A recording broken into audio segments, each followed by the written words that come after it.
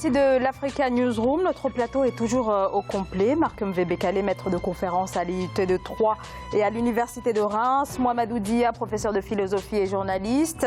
Mohamed Amiri, journaliste et consultant en communication. Félix Tshisekedi, donc proclamé vainqueur selon les résultats de l'élection présidentielle, résultats provisoires de la CENI. Mohamed Amiri, alors on en parlait en off.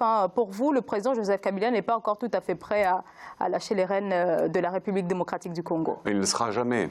Il ne le sera jamais parce qu'il y a des intérêts du clan Kabila qui doivent être défendus. On sait que la République démocratique du Congo a un sous-sol qui est très riche. Et je me demande finalement si c'est positif pour le pays d'avoir des minéraux, notamment dans le Katanga. Enfin, je veux dire, on sait que le cobalt est très très demandé par les industries du téléphone, de la télévision, etc., des nouvelles technologies, et que la République démocratique du Congo héberge dans son sous-sol les premières réserves mondiales. Et moi, je suis en colère en fait, parce que là où il y a effectivement des ressources naturelles qui pourraient permettre à des populations africaines de vivre dignement, voilà, qu'il n'y ait pas de pauvreté, qu'on ait une activité économique, micro et macroéconomique qui soit réelle. Là, non, on a simplement affaire à des, pardonnez-moi l'expression, des morts de faim qui sont au pouvoir et dont le seul objectif est de se remplir les poches. On disait effectivement il y a un instant que la corruption a contaminé ces modèles politiques et que sans corrupteur, il n'y a pas de corruption. Mais lorsque je vous tends un billet, il est de votre choix de l'accepter ou de le refuser. Et c'est exactement à ce niveau-là que la différence se fait. Parce que dès lors que vous avez pris le billet, la machine est lancée. Tant que vous n'avez pas accepté cet argent-là, la machine n'est pas lancée. Les intérêts économiques de la France, et c'est pour ça que Jean-Yves Le Drian finalement se mêle de ce qui ne devrait pas le regarder. Les intérêts économiques de la France en République démocratique du Congo sont énormes, sont très importants. Et vous le disiez il y a un instant, ce n'est pas un pays qui a été colonisé par la France, mais c'est le premier pays francophone du monde. En termes de population. Voilà. Et on entend un ministre des Affaires étrangères, et je me mets souvent en colère sur votre plateau sur ces questions-là. Vous avez remarqué. Oui, non, mais parce que j'ai du mal à l'accepter. Mais la situation s'y prête. Voilà. Voilà. Et de nombreuses situations s'y prêtent, de plus en plus de situations s'y prêtent, alors qu'aujourd'hui, et vous le disiez très justement tout à l'heure, l'Afrique a besoin d'alternance. Voilà. Et l'alternance, normalement, devrait être le maître mot à chacune des élections dans chacun des pays. Le contrôle de l'homme politique. Mohamedou Dia. Oui, mais c'est que d'abord pour l'alternance, ça ne se décrète pas, ça c'est d'un, de deux. Oui. L'éthique n'est pas toujours. Ça se aussi, hein, ça se non, mais attendez. Vous savez, là c'est le philosophe qui parle. La politique, par définition, est amorale. Donc les questions d'intérêt, malheureusement ou heureusement, en tout cas, sont des questions qui priment. Et que les États, comme le disait le général de Gaulle, n'ont pas des amis, ils ont des intérêts. Si M. Le Drian s'invite dans ce débat, il y a des raisons. L'Union européenne s'y est invitée en amont. Et M. Chadari, s'il avait été élu, ça aurait posé un énorme problème puisqu'il est interdit de séjour dans les pays européens. Parce que parmi les membres du clan Kabila, il y en a quelques-uns qui sont sanctionnés, entre guillemets, il y a des sanctions qui ont été décidées par l'Union européenne contre ces personnes-là pour mettre la pression donc, sur le gouvernement Kabila et sur le régime Kabila pour que Kabila ne se présente plus, pour qu'il accepte enfin de quitter le pouvoir après 2 mandats et des rajouts qui n'en finissaient pas. Mais bon, je l'ai dit tout à l'heure aussi, il y a quand même un acharnement sur Kabila. Pourquoi Kabila et pas les autres? Tous les autres, d'une certaine façon, en Afrique centrale.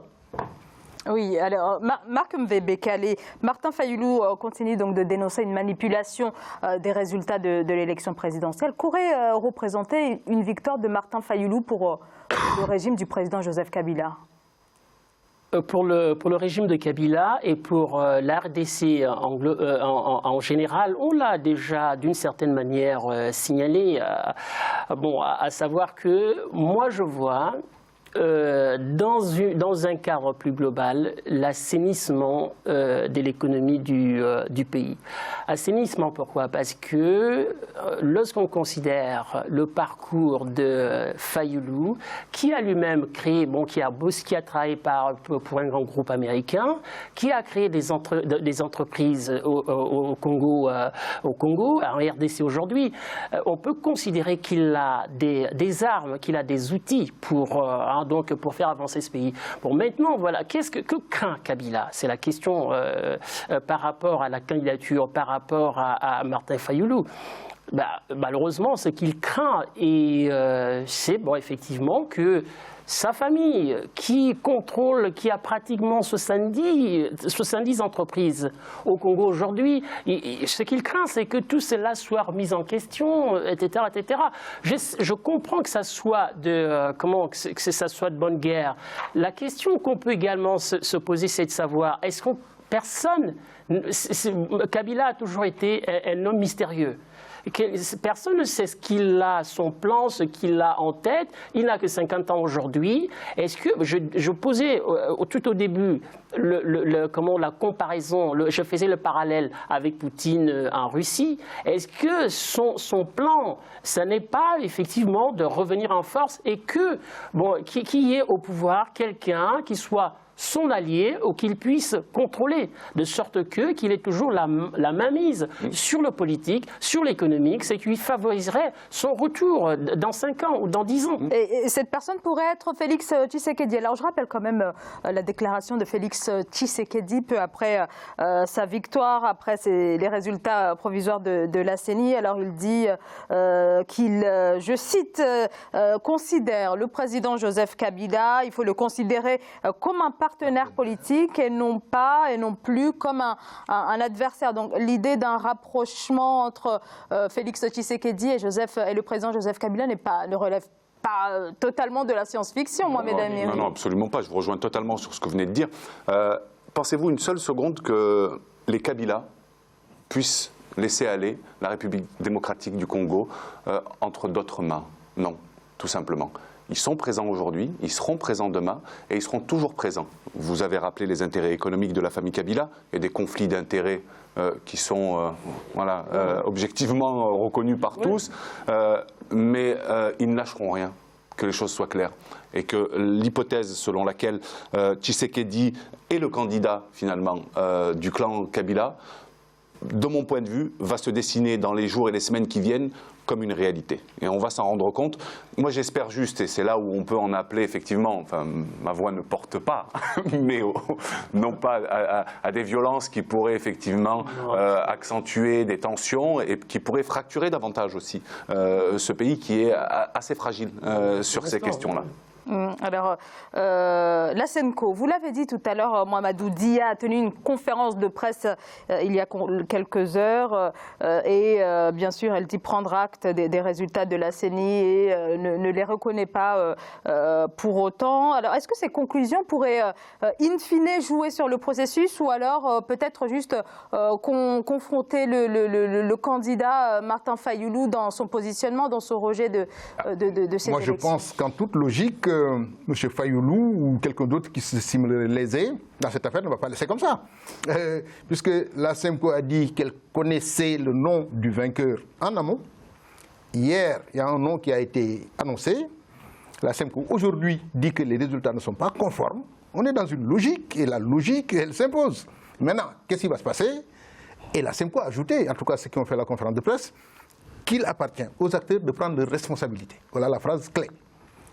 En quoi faisant, par exemple, en contestant évidemment et en faisant des recours. Mais bon, on sait ce que les recours parfois, comment ça va se passer avec les recours. Mais non, je veux revenir à un point. Mon ami met beaucoup en exergue l'homme providentiel que serait M. Fayulu, etc. Non, mais attends, non, c'est important parce que en politique, il n'y a pas d'homme providentiel. Il faut faire très attention. La RD Congo est tellement vaste et je ne peux pas penser qu'un régime, dans l'état actuel des choses, à Kinshasa, puisse contrôler l'ensemble du pays. On sait qu'il y a des pays alentours, je ne vais citer aucun pays, mais qui se payent sur la bête et qui deviennent producteurs de tel ou tel minerai qui n'existe pas dans le pays en question. Et donc, toutes ces réalités-là font que ce pays, en fait, n'appartient plus seulement au régime qui le dirige, ou en tout cas ne relève plus seulement de cette autorité-là, puisque le régime n'a pas les moyens physique simplement de contrôler l'ensemble des frontières. Alors, mais en tout cas, si j'ai bien compris les propos tout à l'heure de Marc Mvebekale, vous parlez en termes de réelle alternance dans ce pays qui aurait pu être peut-être incarnée par Martin Fayulu. Je ne sais pas si je résume bien vos propos. Oui, c'est vrai que, bon, perso, c'est un candidat de cœur. Il reste que, pour revenir un tout petit peu sur le point évoqué tout à l'heure concernant les déclarations de la SENCO, dont, de mon point de vue, j'estime qu'elle n'a pas tout à fait le pouvoir d'agir en tant que tel sur le plan purement politique, sur le plan électoral, sauf pour les observations. Ce que je voulais souligner, c'est quoi? C'est l'architecture institutionnelle qui existe dans les pays d'Afrique centrale, qui est inspirée de ce qui se passe en France, dans la Ve République, etc. Et malheureusement, lorsque la Senco dit, bon, maintenant il appartient aux responsables politiques de suivre les process institutionnels existants, enfin de légitimation du pouvoir, à savoir que si on veut contester, on fait un recours auprès de la Cour constitutionnelle. Je ne sais pas si, oui, je crois qu'il y a une Cour constitutionnelle là-bas. Bon, qu'est-ce qu'on voit? Si aujourd'hui les élections, les résultats ont été faussés, ont été plus ou moins inversés, bon, du moins c'est ce qu'on sait pour l'instant, c'est dû à quoi? Cela est dû tout simplement au fait que la CENI est composée justement des affiliés de Kabila, de Joseph, ou du moins du parti de Kabila. On va voir la même chose au sein des membres qui forment la Cour constitutionnelle. Et donc le dispositif a été mis en place, le dispositif institutionnel lui-même a été mis en place. Un système verrouillé? Absolument, pour le verrouillage du pouvoir. Et donc il y a un verrouillage sur le plan politique, il y a un verrouillage sur le plan économique, un verrouillage au niveau institutionnel. Et sur le plan militaire, tiens. Et sur le plan militaire, on l'oublie. Hein. Et donc c'est pour dire quoi? C'est pour dire que la CENI a joué la première partie de la partition, et maintenant il ne reste plus que la Cour constitutionnelle pour dire que ah ben non, je crois que tout ça est vrai, il n'y a pas de fausseté. Et donc, et finalement, la question qu'on peut se poser aujourd'hui, c'est de savoir, bon, maintenant, que va faire la France? Enfin, bon, j'attends rien de la France. Que va faire la communauté internationale, etc. Martin Fayoulou a appelé au soutien de la communauté internationale et de la Senco. Parce que je pense qu'il compte et il fait davantage confiance à un arbitrage international qu'un arbitrage interne au pays. Comme vous l'avez bien expliqué, je crois que le clan Kabila a bien verrouillé. L'élection a été reportée à 3 reprises, je crois, depuis 2016. Donc probablement que ce verrouillage-là n'était pas encore tout à fait prêt et que désormais il l'est. Mohamed Oudi, un dernier mot. C'est que la voix de la France aussi compte pour une raison très simple. La France est membre du Conseil de sécurité de l'ONU et que si l'affaire est portée à ce niveau-là, la France a un droit de veto. Merci beaucoup. Merci beaucoup à tous les trois. Donc je rappelle cette information depuis cette nuit. Félix Tshisekedi, proclamé vainqueur à l'élection présidentielle avec 38,57% des voix devant Martin Fayoulou et Emmanuel Ramazani Shadari, le candidat du pouvoir, dauphin du président Joseph Kabila. Et Martin Fayoulou dénonce les résultats provisoires. Pour l'instant, on ne s'est pas encore prononcé sur ce qu'il va faire dans les prochains jours. En tout cas, on continue de suivre pour vous cette actualité en République démocratique du Congo avec nos correspondants sur place. Merci à tous les trois d'avoir participé à cette émission. Marc-M. Bekale, je rappelle que vous êtes maître de conférence à l'IUT de Troyes et à l'Université de Reims. Mohamed Amiri, vous êtes journaliste et consultant en communication. Mohamed Oudi, un grand merci à vous également. Je rappelle que vous êtes professeur de philosophie et journaliste. Merci à tous les trois et merci à vous, bien sûr, de nous avoir suivis. Merci de votre fidélité. J'aurai le plaisir de vous retrouver demain, vendredi. Très belle soirée. Merci.